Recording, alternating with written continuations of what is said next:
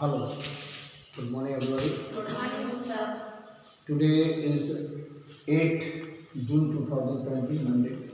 I am going to telling about the polynomials. Everybody completed their quadratic polynomials and I am starting the cubic polynomials.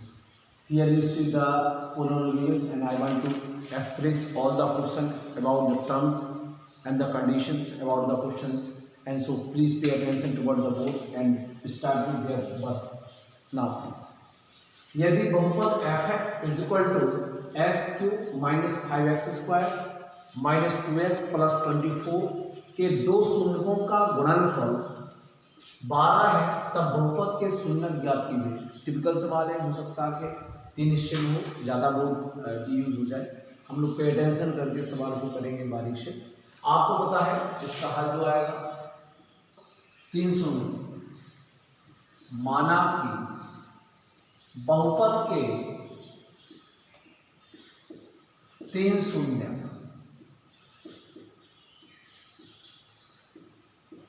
क्रमशः, आपको पता है एक alpha होता है, बीटा और गामा। ठीक, अब हम तुलना करके देखते हैं इसकी। बहुपद क्या है? बहुपद आपको लिख रखा है, आपको पता है इसको f(x) कहते हैं। f(x) माने फंक्शन ऑफ x। यहाँ पे x चर है, अगर यहाँ पे y चर होता तो यहाँ पे y लिखा जाता, यहाँ पे z चरों का प्रयोग किया जाता तो z लिखा जाता। That is equal to s³ minus 5x square minus 2x plus 24।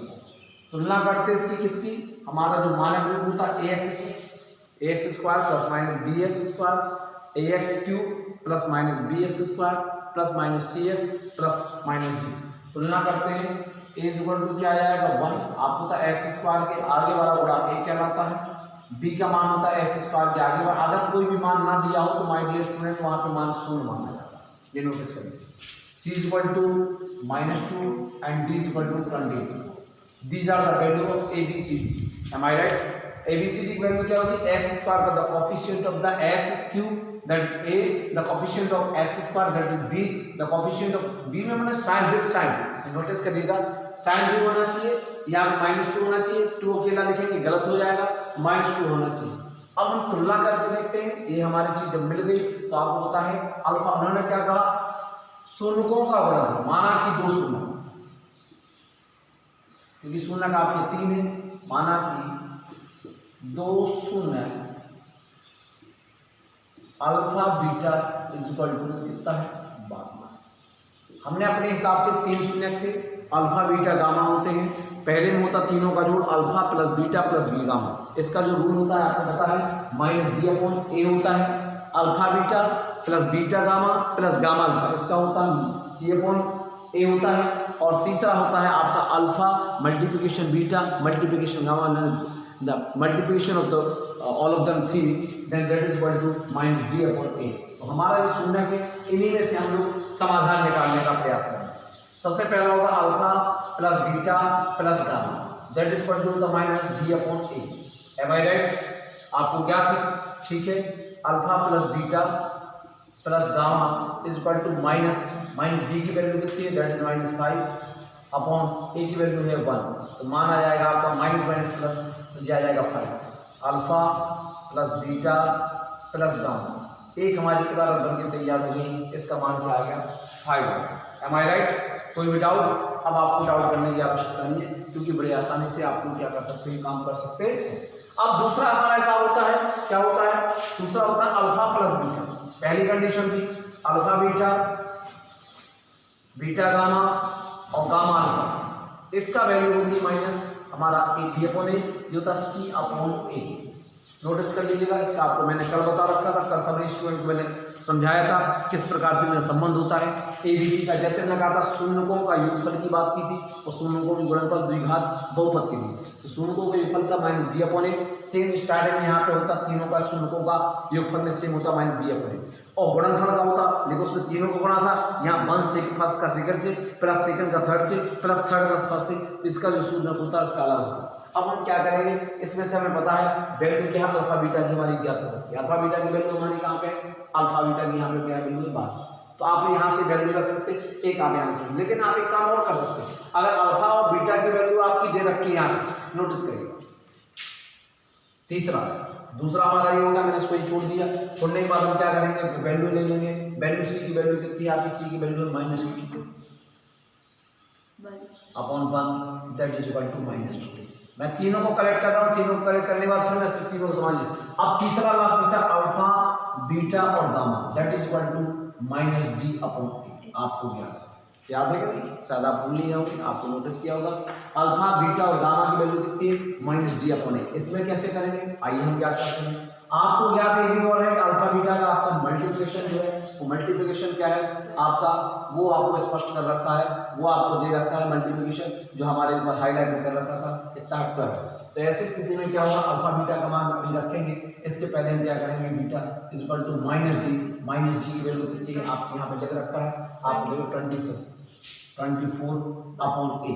अब अल्फा बीटा की वैल्यू आप कहां से रखेंगे, अल्फा बीटा की वैल्यू को रखेंगे आप यहाँ पे आप कोई चीज को 1 मान सकते हैं, यहाँ पे मान सकते हैं आप 6, 1 का मान 2 में रखना है,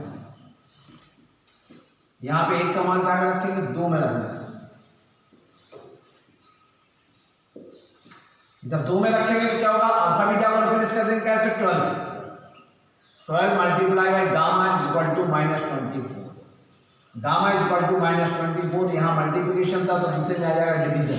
आपको पता है अगर कहीं पे मल्टीप्लिकेशन होता तो दूसरे साइड में सब पक्षांतर करते तो डिवीजन है, डिवीजन से भाग देंगे 2 आ जाएगा, अल्फा इज इक्वल टू कितना आ जाएगा -2, आपका एक मान निकल जाएगा।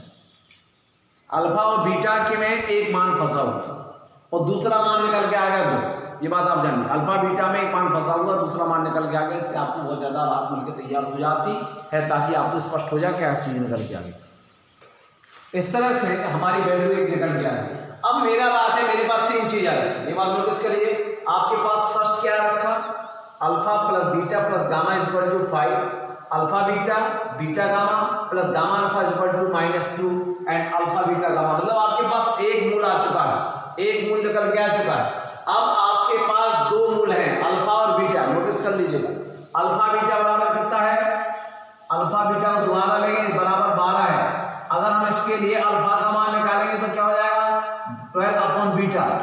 नोटिस करिए ये बीटा का मान आ गया, यहाँ देख लीजिए अल्फा का मान क्या होगा, 12 अपॉन बीटा। आपका यहाँ से आपका तीसरा मूल बड़े आसानी से निकल जाएगा। आप योगफल देखिए, अल्फा का मान क्या दे रखा, 12 अपॉन बीटा, बीटा का मान बीटा दे रखा और गामा का मान निकल के आ गया दूसरा, एक से आपका समीकरण चल रहा है। फिर समझिए योगफल में आ जाइए। मैंने आपको तीनों लगाया था क्योंकि आप कंफ्यूज ना हो जाए, मैंने आपको तीनों, मैं हो सकता मुझे इसकी यूज नहीं हो रहा, लेकिन मैंने कहा था कि आपको इनमें से जब 3 प्रकार के मेरे समीकरण दे रखे, एक योगफल का, दूसरा alpha beta beta gamma gamma alpha और तीसरा है अल्फा बीटा गामा, तो अल्फा बीटा गामा में मुझे पता था कि ये वाला मान वैल्यू दे रखी।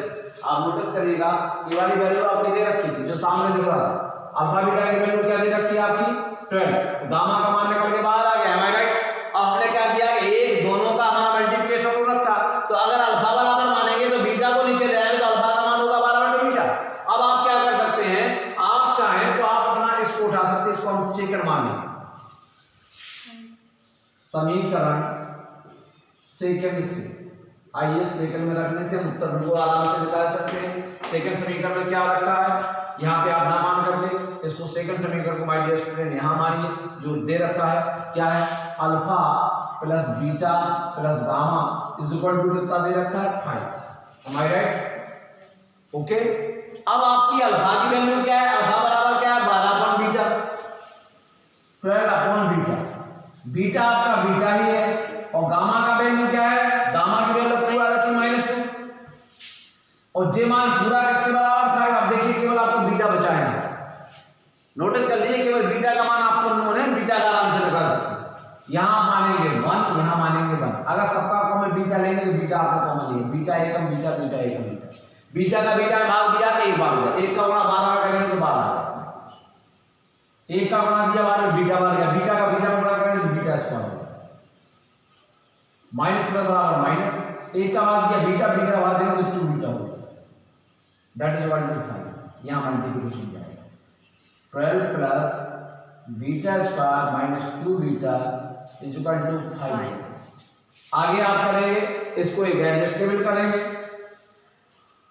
Beta square minus 2 beta minus 5 beta plus 12 बराबर 0। कोई डाउट? फिर देखिए हमने क्या किया, योगफल में तीनों का जोड़ था जिसकी वैल्यू कितनी थी 5।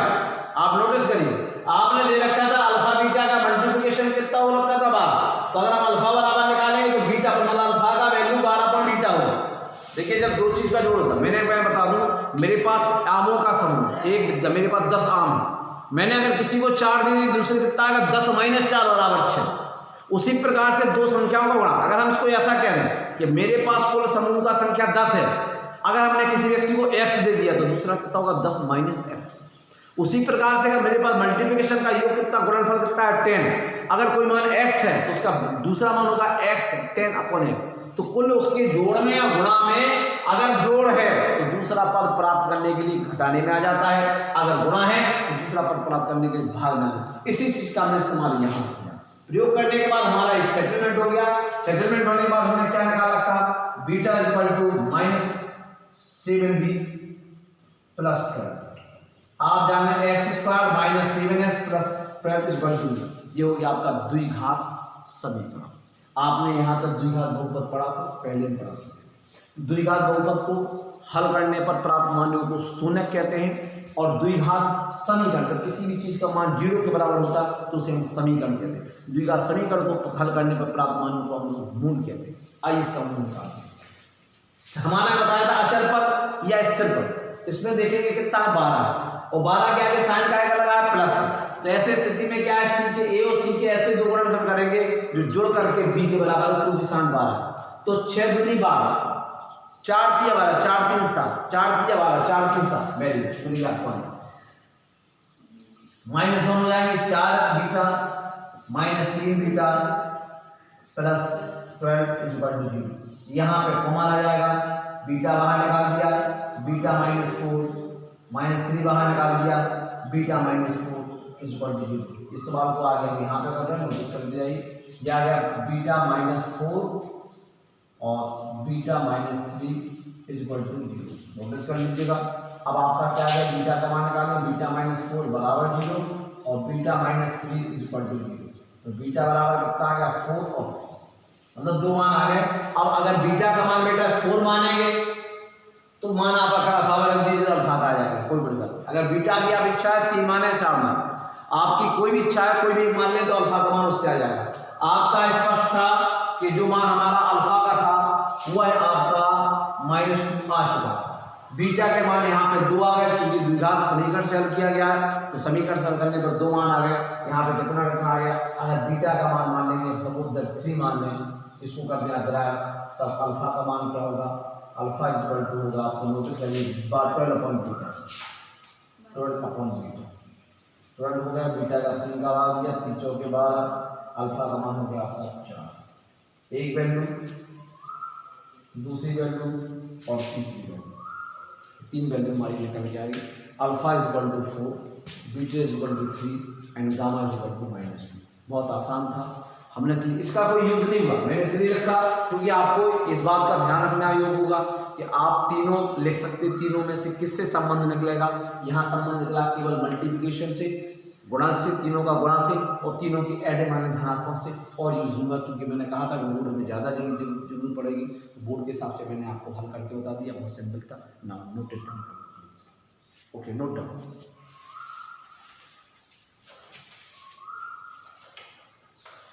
नेक्स्ट क्वेश्चन इज, यदि त्रिघात बहुपद x की 3 घातें plus ax² plus bx plus c का एक शून्यक 1 है, नोटिस करिएगा, तब अन्य दो शून्यक का गुणनफल ज्ञात कीजिए। शायद यहाँ पे -1 है, नोटिस कीजिए -1 है, तब अन्य दो शून्यकों का गुणनफल ज्ञात कीजिए। शून्यकों के गुणनफल में संबंध ज्ञात कर रहा है तो गुणनफल नहीं, उत्तर समेत नहीं बल्कि सबसे बेस्ट होता है जब किसी भी सवाल का हल किया जाता है वो हल होता है, दैट्स कॉल्ड द सॉल्यूशन। त्रिघात बहुपद क्या है, त्रिघात बहुपद है that is equal to x³ plus ax² plus bx plus c में ए इज इक्वल टू आएगा B, B is equal to आएगा A, C is equal to आएगा बी और डी इज इक्वल टू आएगा सी। अब होता है x square का कोफिशिएंट माने गुणज ए, एक्स स्क्वायर का बी, एक्स का सी और ये आपका डी, इस तरह से क्या आता है आप जान सकते हैं।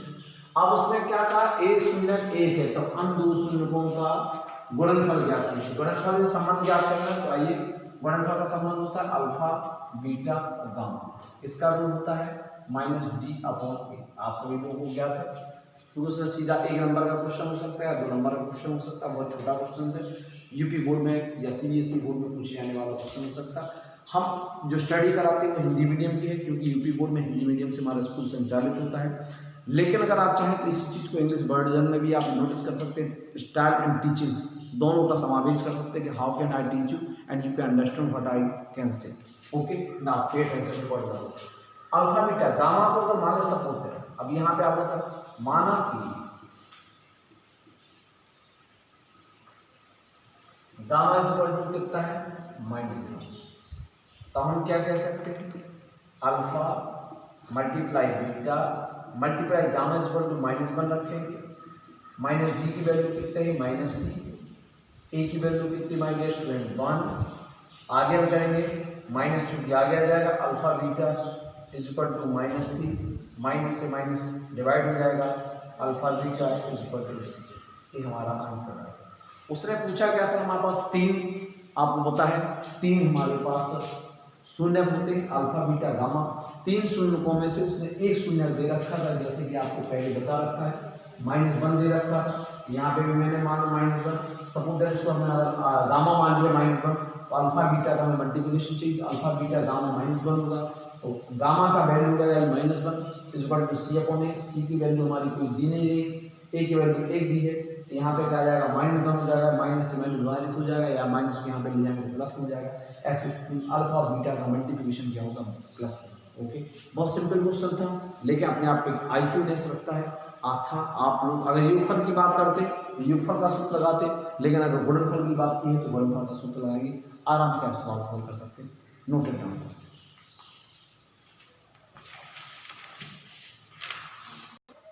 नेक्स्ट क्वेश्चन इज, यदि त्रिघात बहुपद ax की 3 घातें प्लस 3x² - bx - 6 के 2 शून्यक -1 तथा -2 हैं, तब तीसरा शून्यक एवं a तथा b का मान ज्ञात करें। त्रिघात बहुपद क्या है माय डियर स्टूडेंट?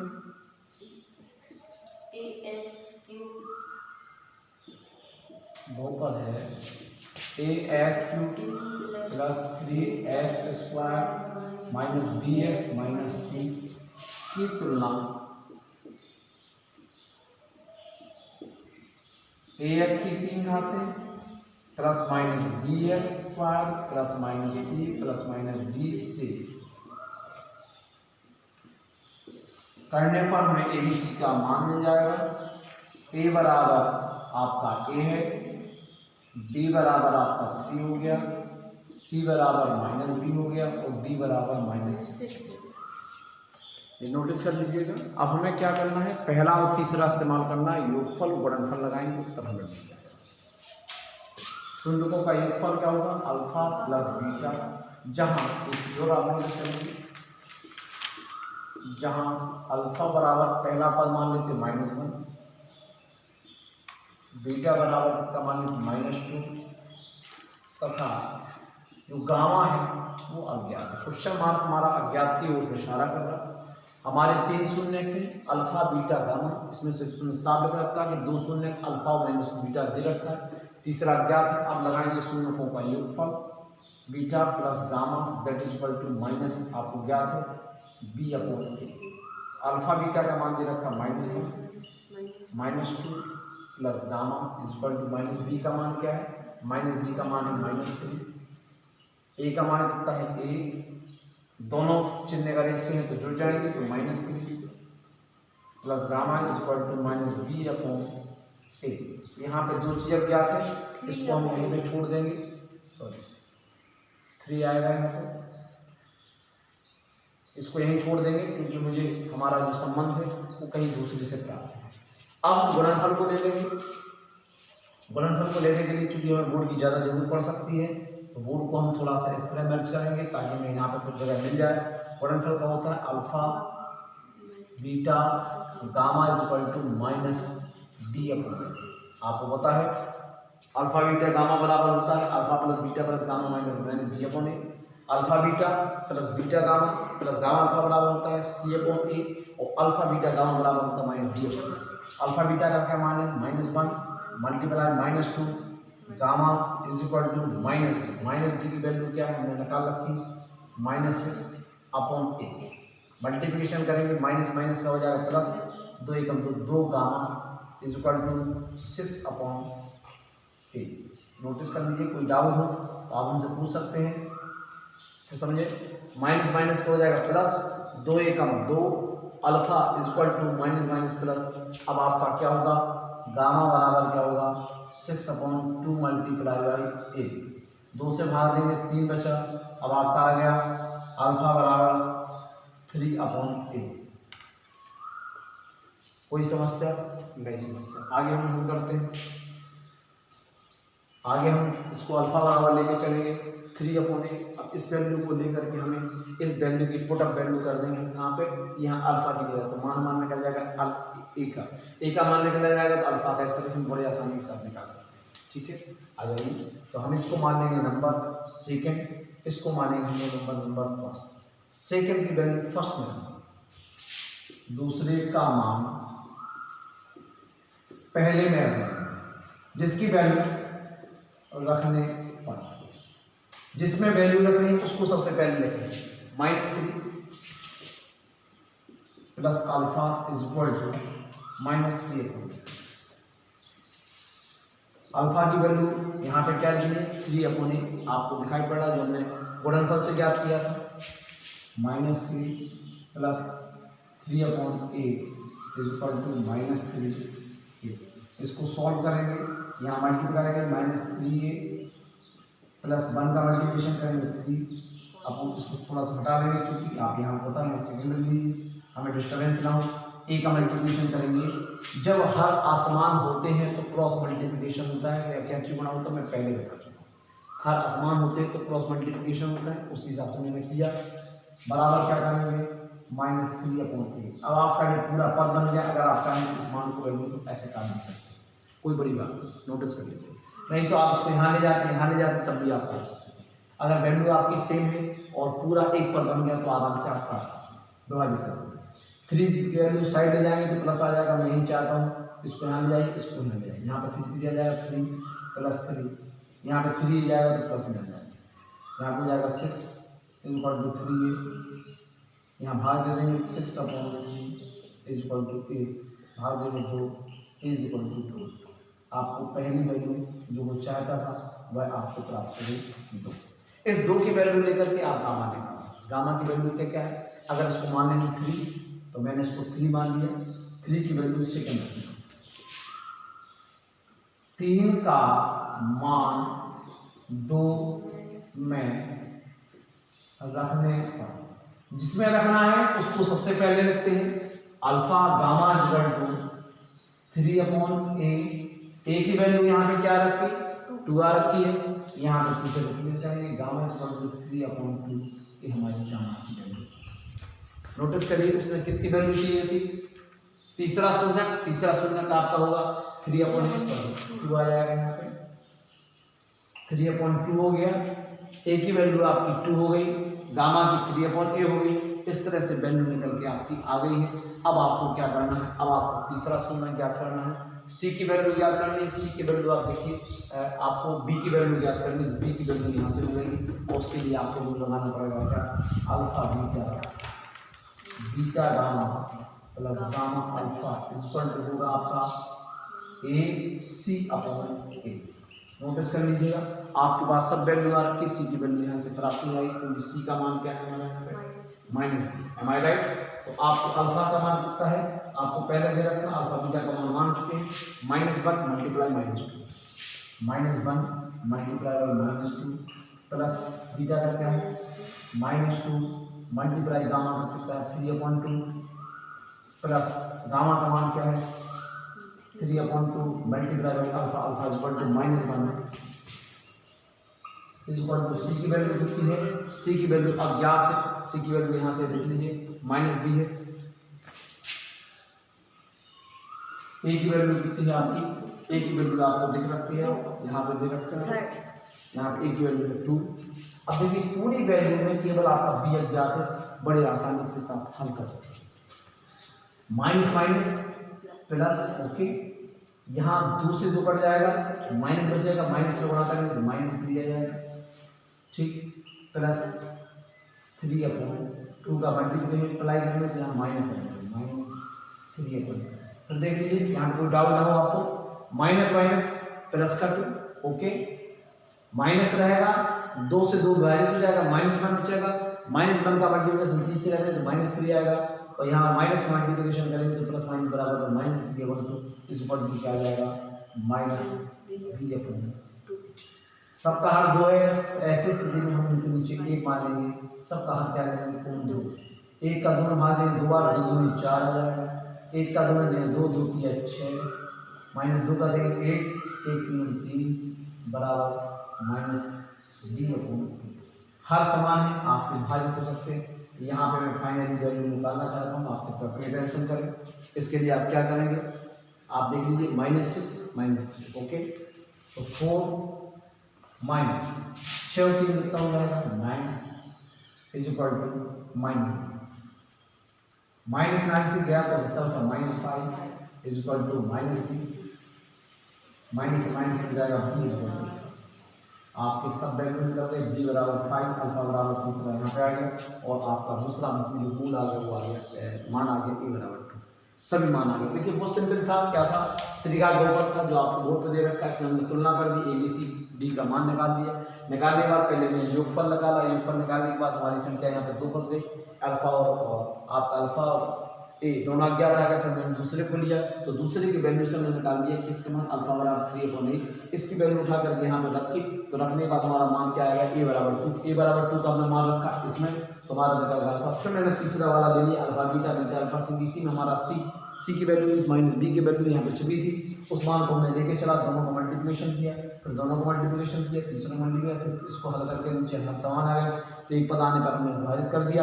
ऐसे स्थिति में 4 6 6 3 9 9 में से 4 लगा 4 5, आपका b बराबर 5 आ गया। बड़ी आसानी से सवाल निकाला है, क्योंकि हमारा बोर्ड शॉर्ट होता है, इसलिए सवाल को करने के लिए मुझे काफ़ी डिजाइन बनानी पड़ती, नहीं तो बड़ी आसानी से सवाल को इस प्रकार से टिक कर सकते। ओके, नोटिस करें,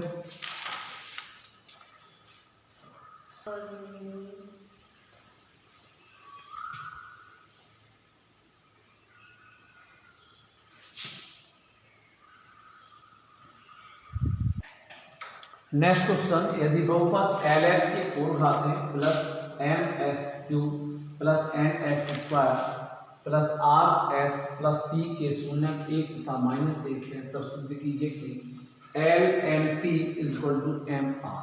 माय डियर स्टूडेंट्स, जो आपको बोर्ड पर दिखाई दे रही उसका हल जिस प्रकार से होगा, शून्यक आपके S की घातें 4 है, जो चतुर्घात बहुपद होगा, इसके अगर हम शून्यक की बात करें तो 4 शून्यक होंगे, ये बात आप नोटिस कर लीजिए, इसमें कोई भी दो राय नहीं।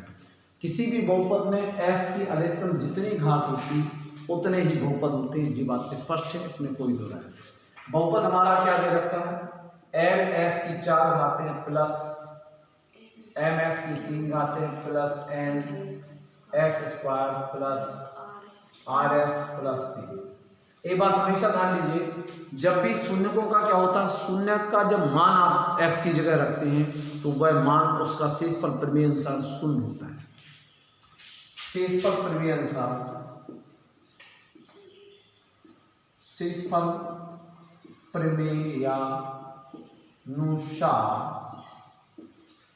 यदि शून्यक या मूल, शून्यक यहाँ शून्यक है, नहीं तो मूल की बात कर दें, का मान बहुपद में रखते हैं, में रखें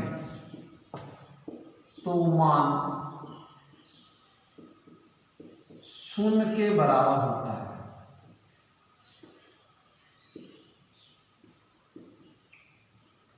एक शेषफल प्रमेय क्या है, मैं आपको बता दूं कि अगर 2 का भाग 10 में जाता है, 2 पंचे 10, 10 बार चला गया, तो जो शेषफल बचता है वह शून्य आता है। अगर किसी भी अमुक संख्या का भाग दूसरी संख्या में पूर्णतः चला जाता है तो उस दशा में बचा हुआ शेषफल जो होता है वो शून्य होता है। उसी प्रकार से my dear student, 8x³ plus nx³ plus nx² plus rs plus p में अगर हम शून्यकों का मान रख के देखें तो ऐसे स्थिति में शेषफल प्रमेय अनुसार इसका मान शून्य के बराबर होगा। अगर हम 1 का मान रखते हैं यहाँ पे तो ऐसे स्थिति में इन सभी का मान क्या 1 आएगा, एक यहाँ पे रखेंगे तो 1 आ जाएगा, यहाँ पे भी 1 आ जाएगा, क्योंकि 1 का कितने बार भी आप मल्टीप्लिकेशन करें वैल्यू 1 हो। तो l plus m plus n plus r plus p बराबर क्या होगा 0। ऐसे में हमारा यह सवाल सेट नहीं होता। ऐसे स्थिति में क्या करना पड़ेगा, अगर आप माइनस का मान रखते हैं तो ऐसी स्थिति में 4 बार किसी भी संख्या का अगर 1 का गुणा अगर हम सम बार करते हैं तो प्लस और विषम बार करते हैं तो माइनस। प्लस यहाँ पे 1 प्लस आएगा, यहाँ माइनस आएगा, यहाँ प्लस आएगा, यहाँ माइनस आएगा, यहाँ माइनस आएगा और यहाँ माइनस आएगा। इन दोनों को दूसरे पक्ष में ले जाएंगे तो एम आर देखिए आपका माइनस का प्लस आ रखा, तो बड़ी आसानी से तो आपको क्या करना है, उपरोक्त बहुपद में x बराबर -1 का मान रखने का, चूंकि शून्य है तो x का मान 1 भी होगा, x का मान -1 भी होगा, लेकिन +1 का मान रखेंगे तो सभी मान क्या में आ जाएंगे, प्लस में आ जाएंगे, तब मान हमारा इस तरह सेट नहीं हो पाएगा। अगर -1 का मान रखेंगे तो ये दोनों मान माइनस किया जाएगा, एक तो मान आपका ये वाला माइनस आ जाएगा जी। अब इन्हें जब दूसरे पक्ष में ले जाएंगे तो यह क्या हो जाएगा, प्लस का हो जाएगा। हमारा सवाल हमें जो चाहिए वो सेट होगा। आइए करके रखते हैं, l(x)⁴ plus m(x)⁵ plus nx² plus rx plus b। शेषफल प्रमेय अनुसार मान रखेंगे 1 plus n -1 plus n -1 plus r -1 plus p = 0। शेषफल प्रमेय अनुसार जब भी किसी भी शून्य का मूल का मान अगर बहुपद या फिर समीकरण में रखते हैं तो वह मान शून्य के बराबर होता है, क्योंकि आपको पता है जब किसी भी संख्या का दूसरी संख्या में भाग दिया जाता है तो भाग देने के पास जो हमारा हल होता है, हल करने के बाद जो शेषफल प्रमेय बचती है, शेष बचता है वो शून्य बचता है, वही शून्य कहलाएगा। आइए हल करते हैं। -1 का 4 टाइम मल्टीप्लिकेशन करेंगे प्लस कहलाएगा, ओके। m -1 का 3 टाइम मल्टीप्लिकेशन करेंगे -1 कहलाएगा। n -1 का 2 टाइम मल्टीप्लिकेशन कहलाएगा, ये 1 कहलाएगा। प्लस माइनस का करेंगे तो क्या कहलाएगा, r मल्टीप्लाई -1 और प्लस p = 0। आगे सेट करते हैं, l प्लस माइनस p बराबर माइनस सेट हो गया। देखिए सवाल, n -r प्लस p = 0। इनको यहाँ पहुँचा देंगे, हमारा सवाल हो जाएगा। l plus n plus p = n plus r। यही से करना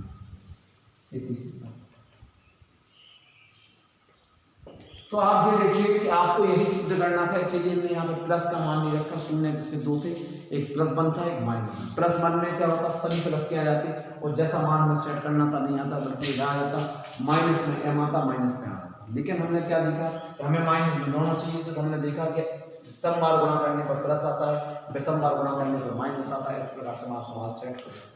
आज हमारी परिवार जितने भी जो क्वेश्चंस थे, इसमें टॉपिक हमारा जो चल रहा था 2.1 का, वह आज संपूर्ण होता है लगभग।